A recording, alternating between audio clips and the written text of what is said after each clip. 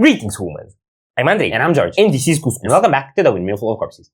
Right, so this is the first reaction we're recording today, and we decided to start chill. Yeah. I feel like that's not what most people understand by chill. This is Immortal, Disfigurement, Gospel of Annihilation, new song. It's not long since the previous album. I know there was some like disruptions and lineup changes and stuff, and the band borderline falling apart back then. So I don't know how many of the people we're gonna see are the same. They're signed to Seek and Strike now, which I don't remember it to have been the case before. Huh. So, yeah, I'm curious. I have no idea what's gonna happen. These guys have always delivered top-tier deathcore, so... Are you ready? No.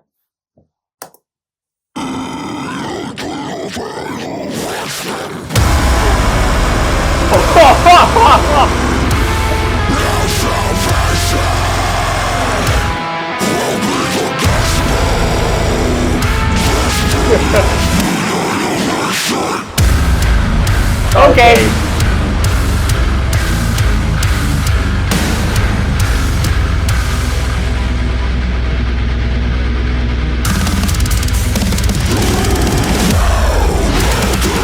Let's go!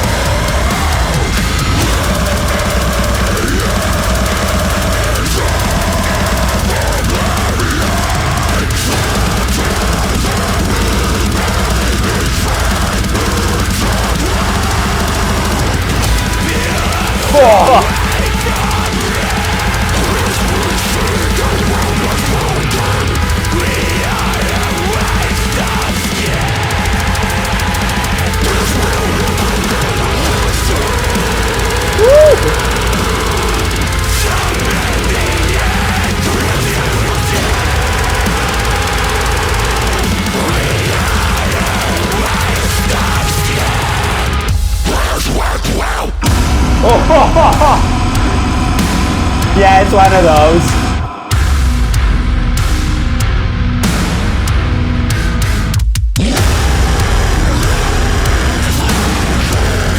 Okay. Burly ass shit.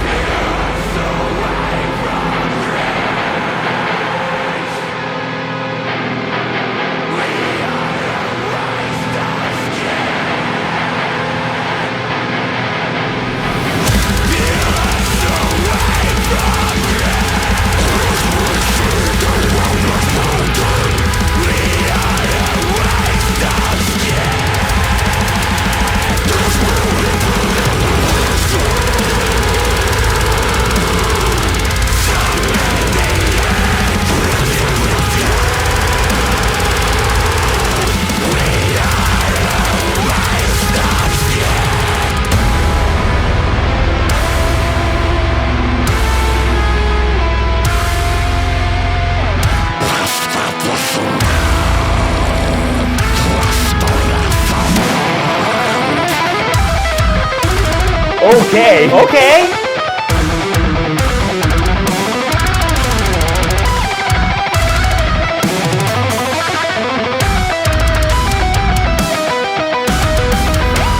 Okay. That was really cool.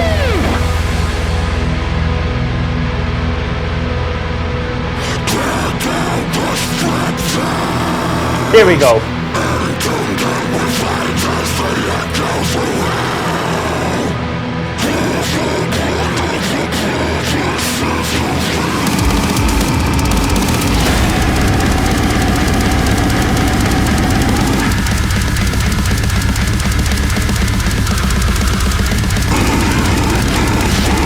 It slams!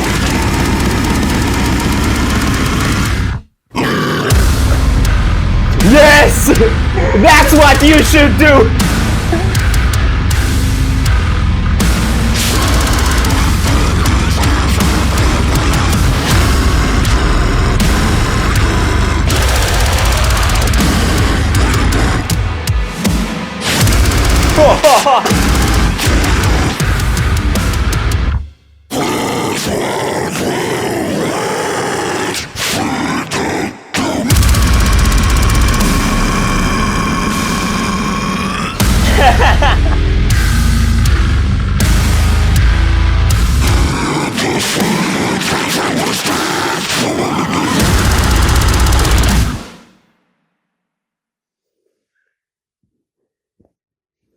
Whoa!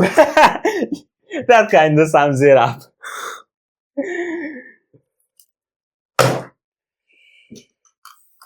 That was great. You know how when we recently reacted to the new Signs of the Swarm, which by the way is one of CJ's former bands, he said that there's a time in every deathcore vocalist's life to pick an animal. Yeah. And we gave Simonich the Balrog. Yeah. This guy's a freaking toad.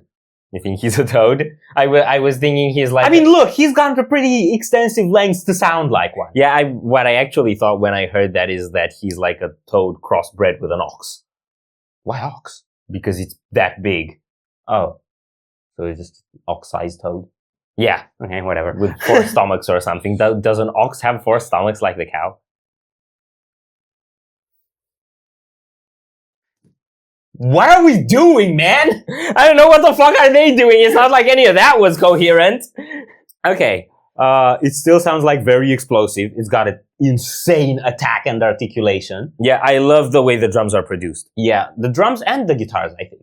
Yeah. Mm-hmm. It's very, very articulate. It's not that like muffly, muddy sort of thing that happens sometimes. Yeah. When you try to really get the disgusting sounds across. You can rely on CJ enough for that. Yeah. If you want the song to sound disgusting, you can pretty much Add CJ. Add CJ, yeah. It's like filthy song plus CJ disgusting song. Yeah. Right? Okay. They blast a lot, but then they also groove a lot. Mm-hmm. They have pretty coherent, pretty tight flow between those. And it's really cool how sometimes when they blast, you have your typical running guitar riffs, but then you also get the slamming riffs. Yeah. And there were a bunch of them throughout the song. The one that came at the end was really the one that got to me. Mm-hmm. And it had this like dissonant sort of attack on it. Like, I don't know what they were doing, but those were not power chords. Mm-hmm. Those were something meant to sound off, distorted. Like, I wouldn't know. I can't comment on any melody that may or may not have been in there because I did not notice any. That last riff, when you thought it was gonna break down, but then it went on the slamming riff, that one sounded particularly off pitch, like it wasn't consonant anymore compared to the rest of the song, to me. And that is exactly what you should do about a breakdown. Announce it as shit, don't play it! And then play it later. Yeah. That's what you should do. Give everybody a curveball. Yeah, that is the movement that all out-breakdowning bands should start doing now. Vocals, I didn't feel were doing anything different from what we've heard before, so there isn't much to say on that other than the things we've said before, which is that he has his very own unique tone and it's great. Toad moment. And Toad moment, obviously. And we don't mean the Toad in Mario. No, we mean an actual Toad. You know, when you hear that voice, you imagine like a big flopping... What's the word for it? I don't know. Yeah. Goiter. Probably. Like, right? And I think the coolest moment for me was actually the solo. Yeah, and the solo was really, really good. It sounded very Shadow of Intent to me. Yeah, I can see that a bit. I can see that kind of a lot. But I think the way the drum pattern and structure behind the solo was going was more a flashback through like the Immortal era of Lorna Shore, where they were doing a lot of that head banging with the machine gun strums on the kicks. Yeah. And the very first riff that came, I think that was just like chromatic descending and descending or something like that. That sounded very horror.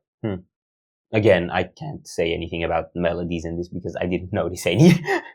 Chromatic stuff sound horror. I think that's it about the music, but then also Gospel of Annihilation. And then you have like somebody just sifting through a book. And that's then burning. And at the end, the book is burning, but it's also close up enough that I think you can read through it. And I'm curious if I if I pause on those frames, whether I can actually read what it says. It's gonna be the Bible. I don't know if it's gonna be the Bible. It might be the Bible. We're gonna have to check it out. CJ burned the Bible. I mean, that wouldn't be very surprising. Black metal musicians burn the churches, deathcore musicians burn the Bible. Yeah. And eventually the elitists and the core kids are gonna get along if we all do that. Yeah. Not so much the religious people. Are we done here? No. So if you enjoyed this reaction, we'd greatly appreciate the likes and shares. And if you want to see more, don't forget to subscribe with bells on. Thank you very much for stopping by. We hope you enjoyed your stay, and we'd love to see you back at the Windmill very soon. Corpse is out.